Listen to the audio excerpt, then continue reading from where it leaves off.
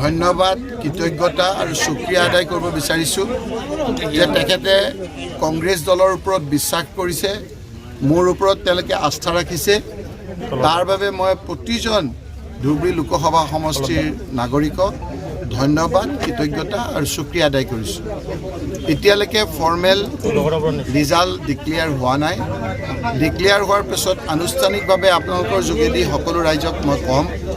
কিন্তু এতিয়া যিটো লিড দেখা গৈছে যথেষ্ট লিড, গতিকে মই যিসকল লোকে বিগত 3টা মাহ ৰোজা ৰমজানত লঘনে থাকি বিভিন্ন ধৰণেৰে কংগ্ৰেছ দলক সহায় কৰিলে, বিশেষকৈ কংগ্ৰেছ দলৰ মাননীয় বিধায়কসকল, জ্যেষ্ঠ কংগ্ৰেছৰ নেতাসকল, প্ৰদেশ কংগ্ৰেছৰ সভাপতি ভূপেন বৰা ডাঙৰীয়া, কংগ্ৰেছৰ নেতৃবৃন্দ, আমাৰ বিৰোধী ঐক্য মঞ্চৰ বিশেষকৈ অখিল গগৈ, লুৰিণজ্যোতি গগৈকে আদি কৰি বিভিন্ন আমাৰ এলায়েন্স পাৰ্টনাৰসকল, আৰু সকলোতকৈ ডাঙৰ কথা অল ইণ্ডিয়া কংগ্ৰেছ কমিটিৰ জেনেৰেল ছেক্ৰেটাৰী আমাৰ জিতেন্দ্ৰ সিং ডাঙৰীয়া, সাথে ডাঙৰীয়া ছেক্ৰেটাৰী, আৰু আমাৰ কংগ্ৰেছৰ নেত্ৰী আমাৰ প্ৰিয়ংকা গান্ধী ডাঙৰীয়ানীয়ে যেতিয়াই ধুবুৰীত আহিলে সেই দিনাৰ পৰা আমাৰ গোটেই ধুবুৰী লোকসভাত এটা বেলেগ এটা আবহাৱা হ'ল যে ভাৰতৰ ভিতৰত ৰেকৰ্ড সংখ্যক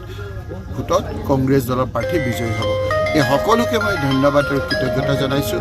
বিশেষকৈ মোৰ কংগ্ৰেছৰ কৰ্মীসকলক, জিলা কংগ্ৰেছৰ সভাপতি, জিলা কংগ্ৰেছৰ নেতাসকলক, মোৰ মহিলা কংগ্ৰেছ, যুৱক কংগ্ৰেছ, NSUI, সেৱা দল, মাইনৰিটিৰ ডিপাৰ্টমেণ্ট, আমাৰ মিডিয়া সেল, আমাৰ এই কংগ্ৰেছৰ প্ৰতিজন কৰ্মীক, মণ্ডল কংগ্ৰেছ, ব্লক কংগ্ৰেছ, একে তৃণমূল পৰ্যায়ৰ কংগ্ৰেছ কৰ্মীসকলৰ আশা সুদিয়াৰ প্ৰচেষ্টাত আজি ধুবুৰীবাসী ৰাইজে যি এটা দুৰ্ভোগ ভুগি আছিল, যি এটা কমিটমেণ্ট নোহোৱা নেতাৰ লগত আছিলে, সেই ধৰণৰ কথা বতৰাবিলাকত আস্থা প্ৰকাশ কৰিলে।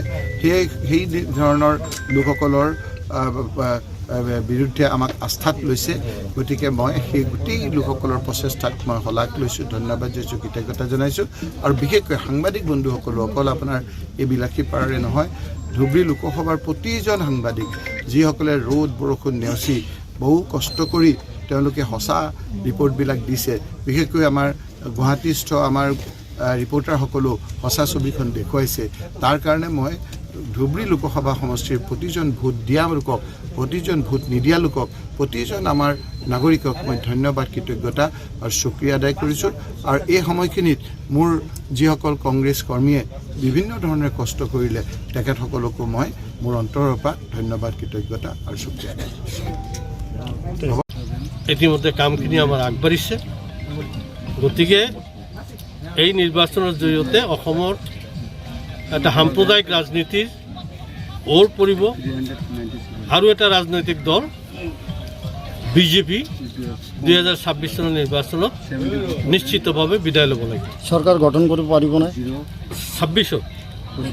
2026 নিশ্চিতভাৱে কংগ্ৰেছ দলে চৰকাৰ গঠন কৰিব। কাৰণ আপোনালোকে ইতিমধ্যে গম পাইছে, গৌৰৱ গগৈ ডাঙৰীয়া যোৰহাট লোকসভা সমষ্টিত নিশ্চিতভাৱে জয়ী হ'ব। কাৰণ ইতিমধ্যে 1 লাখৰ ওপৰৰ ব্যৱধানত তেওঁ আগবাঢ়ি আছে। গতিকে যোৰহাটৰ নিচিনা সমষ্টি তাত যদি আমাৰ ভাৰতীয় জাতীয় কংগ্ৰেছৰ প্ৰাৰ্থী তাত আগবাঢ়ি আছে, তেতিয়াহ'লে অসমৰ এটা যে পৰিৱৰ্তন হৈছে, অসমৰ ৰাইজে যে এটা পৰিৱৰ্তন বিচাৰিছে, এইটো স্পষ্ট হৈ গৈছে। গতিকে 2026ত আৰু এটা সাম্প্ৰদায়িক ৰাজনৈতিক দল বিজেপি দল UDFৰ নিচিনা তেওঁলোকে বিদায় নিবলৈ বাধ্য হ'ব। Thank U. নুৰুদ্দিন আজমলৰ মহাৰ বেটা ভাই আমি নহয়, এনেকৈ আমি আগধৰি কথা ক'ব নোৱাৰিম। কিন্তু খেলটো হৈছে কংগ্ৰেছ বহুত বাঢ়িছে। যোৱাবাৰ মাত্ৰ 52টা আছিল, এইবাৰ 200ৰ ওপৰত আছে। জিকিব নিজিকিব এই মুহূৰ্তত কোৱা ঠিক নহয়, কিন্তু কংগ্ৰেছ জিকাৰ সম্ভাৱনাও আছে। আৰু যদি নিজিকেও ফাইটটো একেবাৰে ষ্ট্ৰং ফাইট, সৰ্বভাৰতীয় ষ্ট্ৰং। আৰু অসমৰ কথাটো আপোনালোকে চাইছে, আল্লাহ নিজে কৈছে মই দিয়াৰ মালিক, মই দিম, তোমালোকে কৰ্ম কৰিবা। কৰ্ম কৰিছোঁ, তাৰ ফলটো পাইছোঁ। জিকাৰ কাৰণেই খাটিছিলোঁ, জিকিছোঁ। আৰু বদৰুদ্দিন আজমল যিমান অপকাণ্ডবিলাক কৰিছিলে, বিধৰ্মী কাম কাণ্ডবিলাক কৰিছিলে, তাৰ ফলো আল্লাহ দিছে। গতিকে আমি আত্মসংকাৰো নকৰোঁ যে আমি জিকিছোঁ একেবাৰে আমাৰ খুব ভাল। আমি এই ট্ৰেইনটো আগলৈ 2026লৈকে আমি আগবাঢ়ি লৈ যাব লাগিব। 2026ত এতিয়া 1 নম্বৰ শত্ৰুক খেদিছোঁ। বহুতেই কয় বিজেপি শত্ৰু, সেইটো নহয়। আচল শত্ৰুটো আছিল আমাৰ বদৰুদ্দিন আজমল, এইটোক হৰুৱাইছোঁ।